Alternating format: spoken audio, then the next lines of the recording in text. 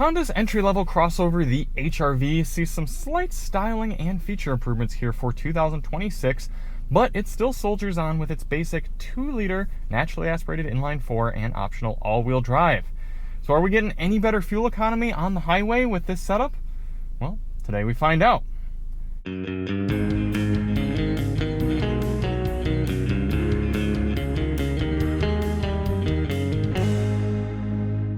Hey everybody, it's Charlie from Daily Motor, and tonight we've got the real-world highway fuel economy test on the 2026 Honda HR-V EXL all-wheel drive. In this test, I'm going to head out on the highway and do 50 miles out and 50 miles back, averaging 70 miles per hour to get a realistic fuel economy number for the subcompact crossover. But before we get started, let's hop out and take a look at it. Yes, some very subtle styling tweaks for the 2026 HR-V, but in general, the little SUV that can. Coming in competing with Toyota's Corolla Cross. I think this looks better and is nicer to be in, but if you are a fuel miser, I think you're probably going to want to go with the Toyota. But there is a lot to like about the HR-V, so check the link below if you want to see our other coverage, our full pros and cons review, as well as the breakdown of the 8-speaker sound system in this EXL model. We also recently tested the Honda CR-V EXL and the Civic Sport. We've been doing a little Honda run recently. So if you want to kind of compare how those are doing on the highway, especially since we tested the Civic with the same powertrain, check the link below for those results. Also, quick shout out to this video's sponsor, LaceFit. These are the LaceFit liners. I've been using them in all sorts of the vehicles that we test.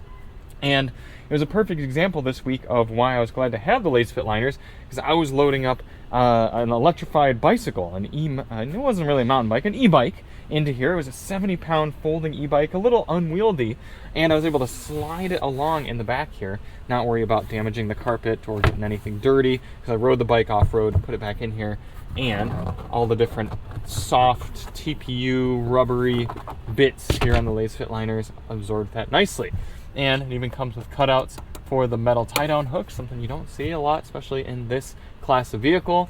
And again, another little subtle attention to detail on the HR-V LaceFit liners is they have a 60-40 split right here to kind of go up and cover a little bit of the seat back. So that's nice. And then if we come into the second row, we see the very nice tray style liner in the back. You can see it's nice and 3D measured, goes way under the seats, so people's feet up there, if they're coming in with slushy boots or muddy or anything like that, they're not going to get any of your carpet dirty. Covers the center well here, very minor hump for the all-wheel drive system in the HR-V. Lined out, goes much better coverage than what you get from Honda. And then definitely most important up here in the front, covering the driver's seat area, way under the pedals. So again, if you've got muddy, slushy boots, that's getting absorbed. Nice tray all the way around, cut out nicely. It's got spots for the little nubs that come with the Honda vehicles. You could pop this off, I believe. Yep, right there. And then you can actually secure the mats down. Very key right there. So if you want to pick yourself up a set of LaceFit liners, either for your HR-V, your other Honda vehicle, or pretty much any car, they make liners for just about all models out there. Check the link below and get you an 18% discount using the code DailyMotor. That's pretty darn good for mats that really don't cost that much to begin with. If you have any questions on them, ask me down below in the comments. I'll answer honestly. And shout out to LaceFit for sponsoring the video. So why do we do this test? Well, the EPA's highway fuel economy test, which gives this HR-V only 30 miles per gallon, that test only averages 48 miles per hour. We know there are plenty of people who do higher speeds and would like to know what sort of numbers you can realistically expect here in the real world. So in order to test that out, I'm going to head out on the highway here at night when there's not much traffic. We're going to go fill up the car, go out and do 70 miles on the highway, come back, fill up at the same pump using the same 3-click fueling method, and get a result. Now, a few things to note for the test. Outside temperature will be about 60 degrees Fahrenheit. Our tire pressures will be set to their door placard. 33 psi front, 32 psi rear. I think those are the same numbers we saw on the Civic. And we're going to run the climate control at 73 degrees auto. So without any further ado, let's head to the pump, test out this little all-wheel drive crossover. We are all fueled up, put just over 5 gallons into the tank of the HR-V. Before we start the engine, we're going to reset the trip B. We're going to set our climate at 73 auto, reset our GPS, and we're ready to begin. Now we do have a few different drive modes here in the HRV. We've got normal, econ, and sport. We're going to run this test in econ. We're going to take it nice and easy over to the highway. It's about half a mile away, and pick up the test from there. That is a V12 CLS 65. Holy cow. Just casually there at the gas station. That is awesome. Would that be a CLS or is that a CL 65? Might be a CL actually. Cool. Now the goal of this test isn't to hypermile. We're not trying to get the best possible fuel economy for this test, but rather a realistic figure. So in order to do that, I'm getting up to highway speed here at a reasonable pace, and I'm going to set the cruise control to a GPS indicated 71 miles per hour. It should allow us to average about 70 over the whole test. Always interesting to me when people feel like going slow speeds on the highway. Looks like our speedometer is about 1 mile per hour low from the GPS. That's actually surprising. Usually they're the other way around. Let's make sure. Yeah, 70. It's about half a mile per hour low. So I think 71 on the cruise control might get us there. Look at this Maverick running their brakes. It's a real good way to drive a person. Oh. We need to get out of this person's area. Okay. Road hazards aside. Yeah, that person is just texting or something. Goodness. Alright, so it looks like 71 on the dash is giving us actually about 72, so we might need to bounce around back and forth between those throughout the test. But, initial highway impressions, it's a little loud in here, but not nearly as loud as the Civic Sport sedan was a few weeks ago. This is actually a little bit more comparable to the CR-V. What else? Active lane keeping in the Hondas works pretty well these days. I expect that to be the same case here in the HRV.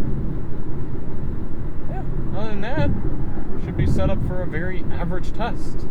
So, I'm going to test out the members-only soundtracks. Catch up with you at the end. In the meantime, enjoy this time lapse of the entire trip.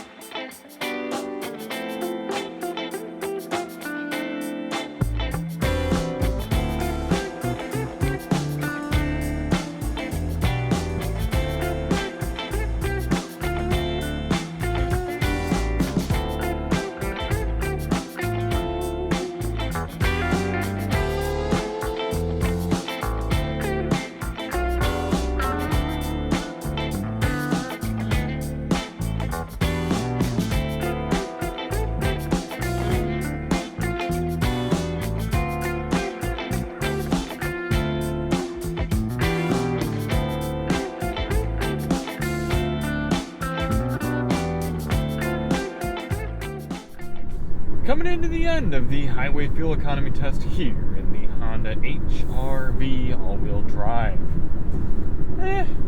Again, I mean, it's right about what EPA says we're going to get, possibly a little bit over. We're looking at 30.7 according to the vehicle's readout. Just not that impressive of a figure for the size of vehicle. I mean, I know it's a little bit, obviously it's lower and not quite as large, but you've got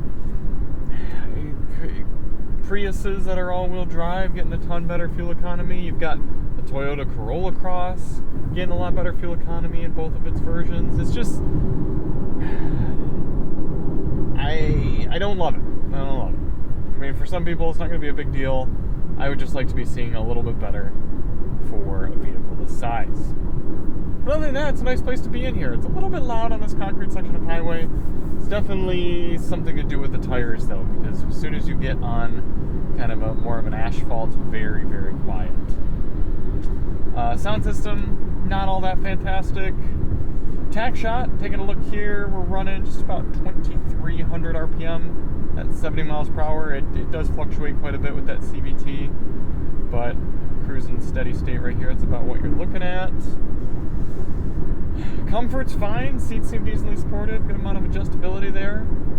it is very much a car. So we're going to get back to the pump, fill it up, and crunch our final numbers with you here in a moment. All fueled up here. We did a total of 100.3 miles and put in 3.315 gallons into the Honda HR-V.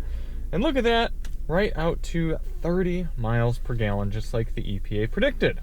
What do you know? Maybe they're onto something there at the Environmental Protection Agency with their MPG testing. Yeah, I did go back and look at the Corolla Cross. The non-hybrid got 33, the hybrid got 38 with crossbars on it. So yeah, I mean those are obviously really impressive numbers. But again, if I'm buying a smaller car, if I knew that I could get a Civic with much better fuel economy, or just a lot of different vehicles, I understand it's got all-wheel drive, but 30 is just barely par, I would say. Honda's giving you a 14-gallon fuel tank in here, so 14 gallons times the 30 miles per gallon is giving you a fairly decent 420 miles of highway cruising range here in the Honda HR-V. Now, I am curious. We tested this car back in 2022, and that was in Michigan. I'm just curious what it got and compare it to what we got on this one. Interesting. So we got 30.7. We got, what was it, 30.2. So very, very close, within a margin of error. That one rounded up to 31. This one rounded down to 30. Yeah, pretty consistently there, right about 30 MPG there. So thank you all so much for watching. If you do want to see more on the Honda HR-V, check the link below for our full pros and cons review. And it did better than you might have expected. Also, shout out again to LaceFit for the floor liners. Get yourself a set of LaceFit liners for any of your cars. They are pretty nice.